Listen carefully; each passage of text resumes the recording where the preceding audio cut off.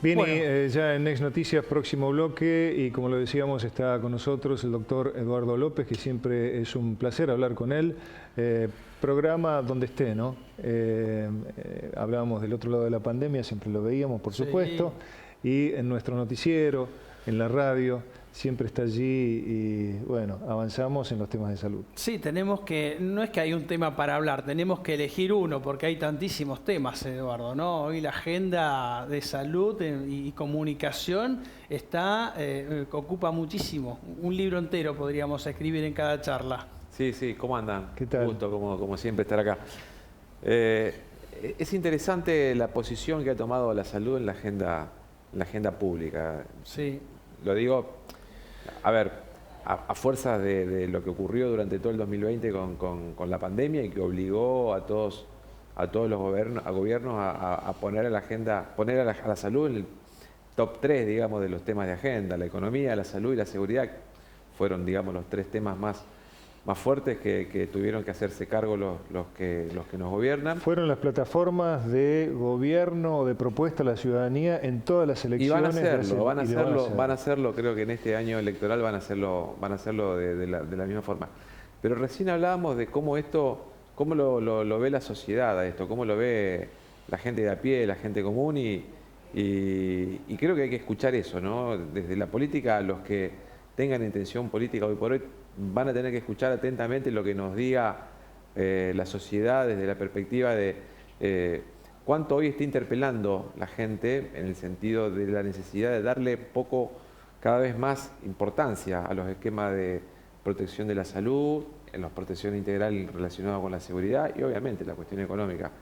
Pero para eso tienen que salir de las redes o escritorios e ir a la calle y hablar con los protagonistas. Sí, a veces creo que uno cuando está en la función pública tiene dos termómetros. El termómetro del microclima, que es un termómetro más interno, y el termómetro del clima fuera de la oficina. Y dependiendo de la importancia que le dé a cada uno de los termómetros es la cercanía o la lejanía que pueda tener uno con la sociedad. Creo que hay que tener una sintonía muy fina y un acercamiento muy importante con los problemas reales de la gente, con lo que le pasa cuando tienen un problema sanitario, con lo que le pasa con lo ligado a la seguridad y con lo que le pasa con lo ligado al bolsillo. Hoy estamos en situaciones realmente difíciles desde lo económico, que por ahí todo esto, que la fuerza que tuvo toda la cuestión sanitaria, quizás no estén visibilizando lo que está pasando en la economía. Pero bueno, son las cosas que desde la política van a tener que tener muy en cuenta. Y desde lo que me compete a mí, desde la cuestión sanitaria, enhorabuena que la salud se pone en un nivel de discusión y en un nivel de atención, y ojalá sirva, como siempre vengo diciendo, lo hemos dicho en el otro lado de la pandemia, muchas veces con invitados que hemos tenido, que esto sirva para dar una real discusión de qué sistema de salud queremos en la Argentina y qué sistema de salud estamos en condiciones de proponer todos, porque el sistema de salud se compone de varias aristas que van complementándose para hacer todo lo que es el macro, ¿no? Los trabajadores de la salud, el sector público, el sector privado, la formación, los sectores de financiamiento, la formación. Fíjate vos, Pedro, dijiste una palabra que se evidenció durante el año pasado, los déficits también que tenemos en el esquema de formación. No hay médicos, no hay enfermeros. Estamos con déficit importante de recursos humanos para atender la real demanda que tenemos para poder soportar una situación de crisis sanitaria que va a continuar y que seguramente después esto es un quiebre, un pliegue en la historia sanitaria en el mundo.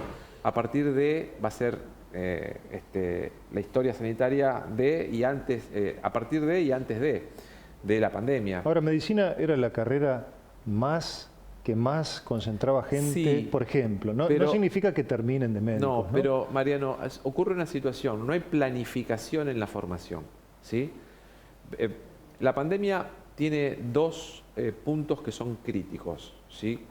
El primer punto es el nivel de la prevención, para no enfermarnos, donde hay que tener un esquema robusto, promocional, preventivo, que trabaje en ese primer nivel y que resuelva antes que ocurra la enfermedad y de ocurrido, que resuelva rápido. En otros países lo que se generaron fueron estructuras robustas de primer nivel con equipos sanitarios, con médicos generales, con enfermeros con especialidad en enfermería de la comunidad, para trabajar cuidando al paciente en su domicilio. Y un esquema de cuidados progresivos, desde el ambulatorio hasta la terapia intensiva. Y el otro punto crítico es la unidad de terapia intensiva, que también la pandemia evidenció una dificultad en la cantidad y la calidad de los recursos humanos, no solamente médicos, sino de enfermería, de kinesioterapia, o sea, todas especialidades médicas que son complementarias al profesional médico específico y que son necesarias. Bueno, también tenemos un déficit importante en lo que eran tecnología, camas, respiradores, unidades de terapia intensiva y también recursos humanos. Bueno, ahí hay un esquema de planificación que tiene que sí o sí el Estado tener parte. Han proliferado un montón de universidades en la Argentina, tanto públicas como privadas, y cada una propone una oferta educativa en función de lo que son sus propios objetivos y no en función de lo que es una planificación de recursos para formar, analizando la cuestión regional, digo regional porque tiene que ser superlocal. Claro, cómo está el mercado. Claro, de qué manera poder llevar adelante una propuesta formativa, primero para garantizar salida laboral a los chicos que se están formando y segundo para tener una respuesta apropiada desde la cantidad y calidad de recursos humanos que se han formado en la misma región. Ahora es como que falta un diagnóstico certero de cómo estamos en estos momentos en materia de salud. Es muy difícil porque tiene varias variables, ¿no? Yo tengo miedo que en esto, el miedo es que a veces en la gestión estamos siempre en el eterno diagnóstico.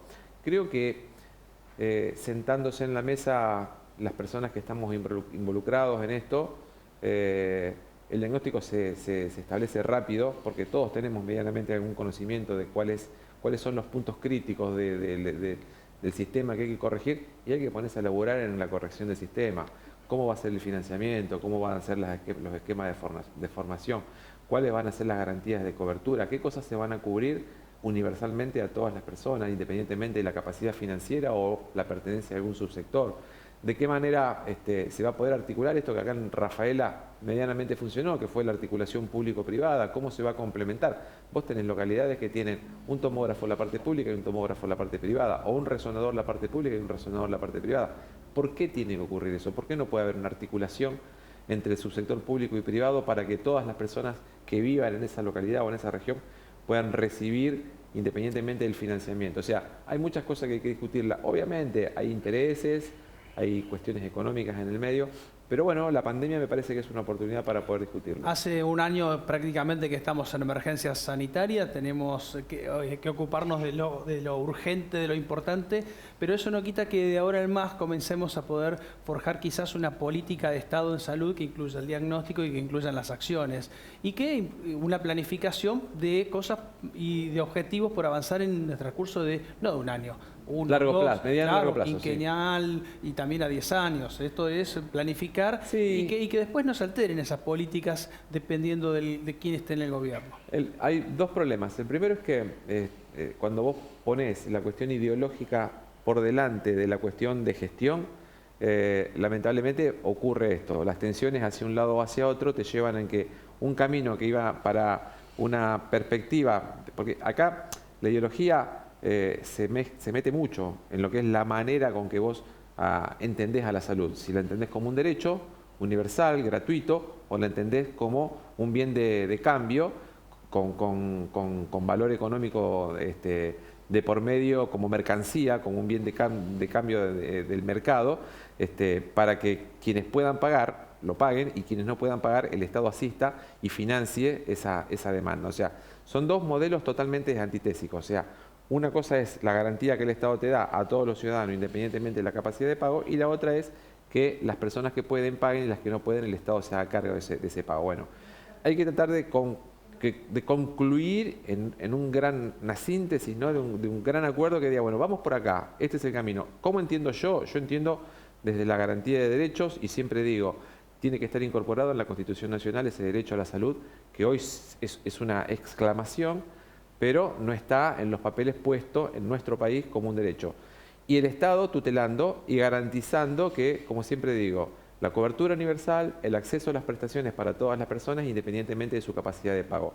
Que esto quede escrito, que no sea una cosa que se diga, porque siempre que hay campañas políticas se dice y se habla y siempre se presenta como un leitmotiv de las campañas políticas. No, esto tiene que quedar escrito, si tienen que haber acuerdos en leyes, tienen que sancionarlas las cámaras como corresponde, y cada uno de los espacios que componen el sistema de salud tienen que cumplir el rol que le corresponde. El Ministerio de Salud tiene que ser el rector de las políticas sanitarias en toda la Argentina y los ministerios provinciales tienen que ser los ejecutores de esas políticas sanitarias. Y los estados municipales tienen que ser la complementación, fundamentalmente en lo que hace al primer nivel y a lo que es la cuestión social de la salud, la complementación de los estados provinciales.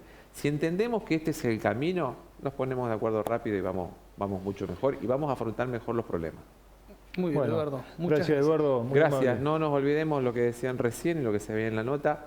El cáncer sigue siendo la segunda causa de muerte de personas en el mundo y que la pandemia no deje de lado el tener que hacerse controles y el entender que la prevención es la herramienta más eficaz de lucha contra el cáncer.